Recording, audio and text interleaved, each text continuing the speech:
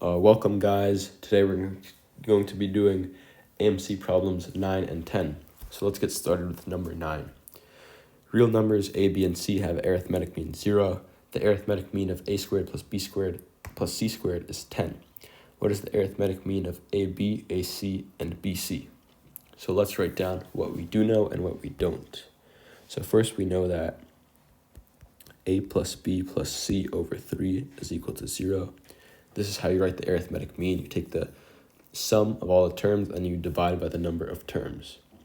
And this can actually simplify just to a plus b plus c is equal to 0, because 0 times 3 is still 0. We also know that a squared plus b squared plus c squared divided by 3 is equal to 10. And this, again, we could simplify by multiplying by 3 to a squared plus b squared plus c squared is equal to 30. And what we're trying to find is the arithmetic mean of AB, AC, and BC. So AB plus AC plus BC over 3 is equal to big question mark. We don't know what that is.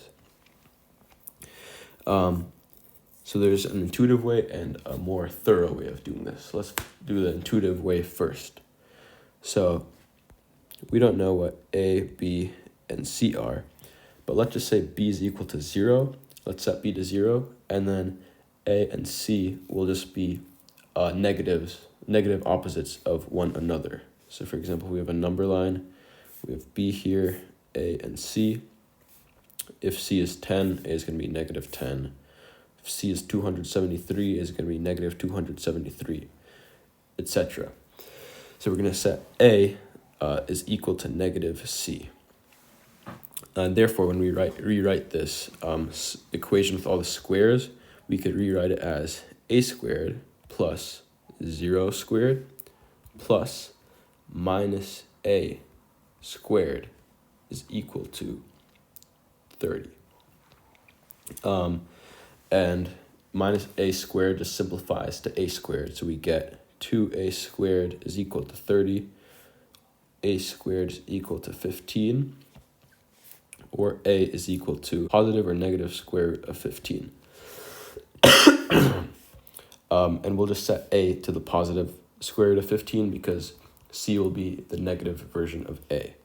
So we'll set a is equal to root 15, b is still equal to 0, and c is equal to negative root 15. Now this makes solving the third part very easy because we need ab plus bc plus ac over 3. But if b is 0, this could be rewritten as 0 plus square root of 15 times the negative square root of 15 is just negative 15 over 3. This is just negative 15 over 3, so it's negative 5. And the solution is there. But let's do a more thorough method, because what if, for example, how do we know that we could set b to 0? For example, what if b was equal to 5, maybe c was equal to 10, and a was equal to negative 15? These three numbers still average to 0, but not a single one of them is 0. So here's a more thorough mathematical solution. Let's rewrite the equations. Plus c 0. Right? So we have to get the terms of one equation to resemble the terms of the second equation. And it's easier to get from the first equation to the second equation because you have to square stuff instead of square rooting it. So we could rewrite this as a plus b plus c. Everything squared is equal to 0 because 0 squared is 0. And if we expand this, we get a squared plus b squared plus c squared plus 2ab plus 2bc plus 2ac is equal to 0. And look what we have here. We have a familiar sum. So we know, oh, sorry about that. There's a mistake here. This is equal to 30. we have a familiar sum. So we could substitute this with 30. So 30 plus 2ab plus 2bc plus 2ac is equal to 0. Or, excuse me, 2ab plus 2bc plus 2ac is equal to negative 30. We divide both sides by 2, we get ab plus bc plus ac is equal to negative 15. And what we're looking for, the unknown part, is AB plus AC plus BC divided by 3. We're looking for their average. So they add up to negative 15. Let's divide them by 3. This equals to negative 5. So this is a more thorough way of finding the average. And yes, negative 5 is an answer choice. So let's move on to numbers. All right, welcome to problem 10, guys. So this is a geometry problem. I'll read it out now. Quadrilateral ABCD is a parallelogram and E is the midpoint of the side AD. Let F be the intersection of lines EB and AC. What is their A ratio of the area of quadrilateral CDEF to the area of triangle CFB? Let's just label this really quickly. And what it's doing is it's asking us for the ratio of this quadrilateral, of the area of this quadrilateral to the area of this triangle right here. Just highlight those real quickly. Okay, so let's get started. Drawing some labels will likely be helpful. So let's label this, B for base. And what do we know? We know that this is the midpoint. So these two sides are going to be congruent. These two lines are going to be congruent. So this will be just base over 2. And maybe let's draw the height of the parallelogram as well. That might come in useful later on. So the area of this whole parallelogram is just base times height. But what else can we find? Well, for example, maybe we could find that triangles AFE, and triangle CFB, maybe we could try to prove they're similar. Maybe that'll help us. So we could actually do that. We can prove they're similar. So first of all, we have vertical angles right here. Those are congruent. And due to the fact that these two sides are parallel, we have angle FCB and angle FAE. Those are also congruent angles.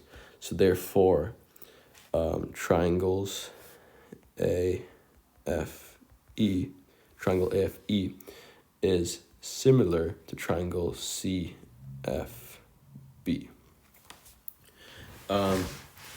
And now maybe let's find, some areas, because, we're comparing areas at the end of the day.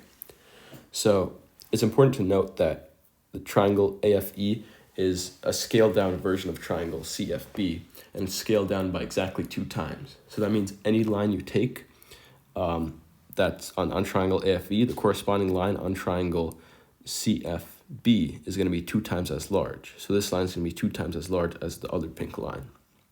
So we could use this by drawing 2 altitudes, one for each triangle. So let's draw an altitude right here. This is a right angle. And let's draw another altitude right here. And what we've done is we've basically just drawn the height again. Except now we know that this line will be twice as big as this line. So the measure of this line will be 2/3 of the height, and this will be 1/3 of the height. All right. So from there, we can now calculate the areas of these similar triangles. So the area of triangle AFE is going to be base over 2 times height over 3 over 2, because, it's the formula for the triangle. So let's write that out. Base over 2 times height over 3 over and that simplifies to base times height over 12. All right. Let's write that out. And now the area for this other triangle, well, since they're similar triangles, the area and the side lengths are twice as big, the area is going to be 4 times as big because 2 squared is 4. So the area of triangle CFB is going to be 4BH over 12 or BH over 3. And you could also just find this by multiplying base times 2/3 of the height and then dividing that by 2. That's another way you could get the area.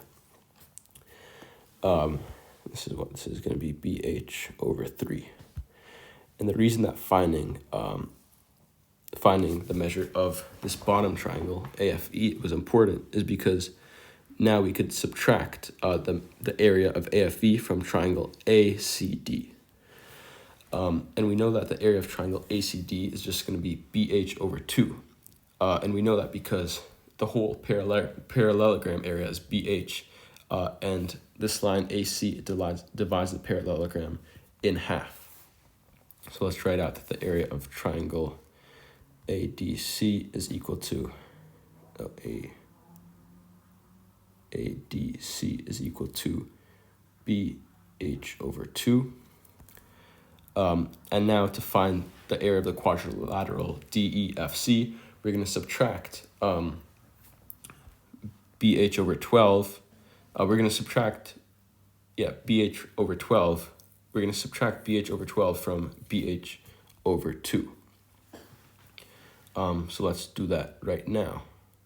So BH over 2 minus BH over 12 is equal to 6BH over 12 minus BH over 12 is equal to 5BH over 12.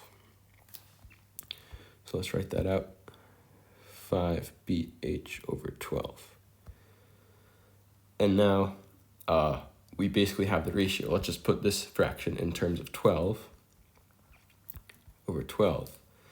And we have the ratio of the quadrilateral to the triangle. We have the ratio BH over 12 to 4BH over 12. Could divide by BH,